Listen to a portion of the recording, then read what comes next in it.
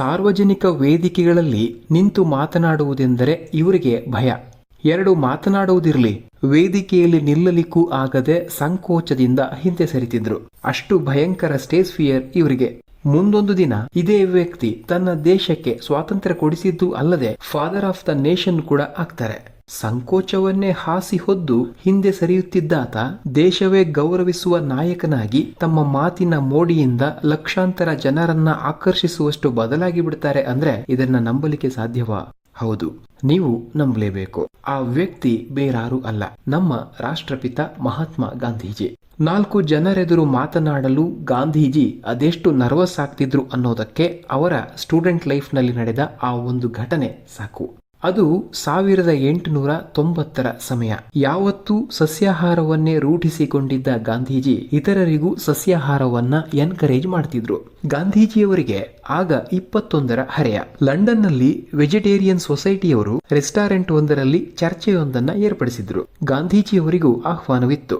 ಸಸ್ಯಾಹಾರದಿಂದ ಆಗುವ ಪ್ರಯೋಜನಗಳ ಬಗ್ಗೆ ಮಾತನಾಡಬೇಕಿತ್ತು. ಸಾಕಷ್ಟು ಪೂರ್ವ ತಯಾರಿಯೊಂದಿಗೆ ಗಾಂಧೀಜಿ ಬಂದಿದ್ರು. ತಮ್ಮ ಸರದಿ ಬಂದಾಗ ಸ್ವಭಾವತಃ ನಾಚಿಕೆಯುಳ್ಳವರಾಗಿದ್ದ ಗಾಂಧೀಜಿ ಸಾಕಷ್ಟು ನರ್ವಸ್ ಆಗ್ಬಿಟ್ರು. ಎದುರಿಗೆ ನೆರೆದಿದ್ದ ಜನಸಮೂಹವನ್ನ ಕಂಡದ್ದೇ ತುಟಿ ನಡುಗ ಹತ್ತಿದ್ವು. ಅವರಿಗೆ ಮಾತೇ ಹೊರಡಲಿಲ್ಲ. ಕೊನೆಗೆ ಅವರ ಪರವಾಗಿ ಬೇರೆ ಯಾರೋ ತಮ್ಮ ವಾದಗಳನ್ನ ಮಂಡಿಸಿದ್ರಂತೆ.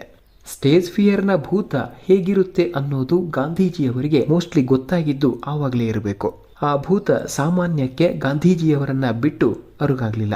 ಬ್ಯಾರಿಸ್ಟರ್ ಮುಗಿಸಿ ಲಂಡನ್ನಿಂದ ವಾಪಸ್ಸಾದ ಬಳಿಕ ತಮ್ಮ ವೃತ್ತಿ ಜೀವನಕ್ಕೆ ಕಾಲಿಟ್ಟಾಗ ಅಲ್ಲಿಯೂ ಈ ಸ್ಟೇಜ್ ಫಿಯರ್ ಕಾಟ ಕೊಡಲು ಶುರು ಮಾಡಿತು. ಒಮ್ಮೆ ಕೋರ್ಟಿನಲ್ಲಿ ಸಾಕ್ಷಿಯನ್ನ ಕ್ರಾಸ್ ಎಕ್ಸಾಮಿನ್ ಮಾಡುವಾಗ ಬಾಪುಗೆ ಮಾತೇ ಹೊರಡಲಿಲ್ಲ. ಇದ್ದಕ್ಕಿದ್ದಂತೆ ನರ್ವಸ್ ಆಗ್ಬಿಟ್ರು. ಅಲ್ಲಿಯೂ ಅಷ್ಟೇ, ಏನು ಮಾಡಬೇಕೆಂದು ತಿಳಿಯದೆ ಸುಮ್ಮನೆ ತಮ್ಮ ಕುರ್ಚಿಯಲ್ಲಿ ಕುಳಿತು ಬಿಟ್ರು. ಕಾರಣ ಅದೇ ಸ್ಟೇಜ್ ಫಿಯರ್.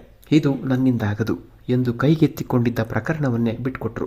ಇದರಿಂದ ಅಸಮಾಧಾನಗೊಂಡ ಕ್ಲೈಂಟ್ಗೆ ತಾವು ಪಡೆದಿದ್ದ ಶುಲ್ಕವನ್ನ ಸಂಪೂರ್ಣವಾಗಿ ವಾಪಸ್ ಕೊಟ್ರಂತೆ. ಈ ಸ್ಟೇಜ್ ಫಿಯರ್ ಅನ್ನೋದು ಯಾರಿಗಿರಲ್ಲ ಹೇಳಿ? ಪ್ರಪಂಚದಲ್ಲಿ 70%ಕ್ಕೂ ಹೆಚ್ಚಿನ ಜನ ಸ್ಟೇಜ್ ಫಿಯರ್ನಿಂದ ಬಳಲ್ತಿದ್ದಾರಂತೆ. ಇದಕ್ಕೆ ನಮ್ಮ ಮಹಾತ್ಮರು ಹೊರತಾಗಿರಲಿಲ್ಲ. ಹಾಗಂತ ತಮಗಿರುವ ದೌರ್ಬಲ್ಯವನ್ನ ದೂಷಿಸುತ್ತಾ ಸುಮ್ಮನೆ ಕೂತಿದ್ರೆ ಬಾಪು ಭಾರತವನ್ನ ಮುನ್ನಡೆಸಲಾಗುತ್ತಿತ್ತೆ. ಒಬ್ಬ ಉತ್ತಮ ವಾಗ್ಮಿಯಾಗಿ, ಲೇಖಕನಾಗಿ, ಅಂಕಣಕಾರನಾಗಿ, ಮಹಾ ಮಾನವತಾವಾದಿಯಾಗಿ ಹೀಗೆ ಬಹು ಆಯಾಮಗಳಲ್ಲಿ ಪ್ರಕಟವಾಗುತ್ತಾರೆ ಎಂದರೆ ಅವರ ಸಂಕಲ್ಪ ಶಕ್ತಿಯನ್ನ, ಅಧ್ಯಯನಶೀಲ ಪ್ರವೃತ್ತಿಯನ್ನ ನಾವು ಕಡೆಗಣಿಸಲಿಕ್ಕೆ ಬರುವುದಿಲ್ಲ. ನಮಸ್ಕಾರ.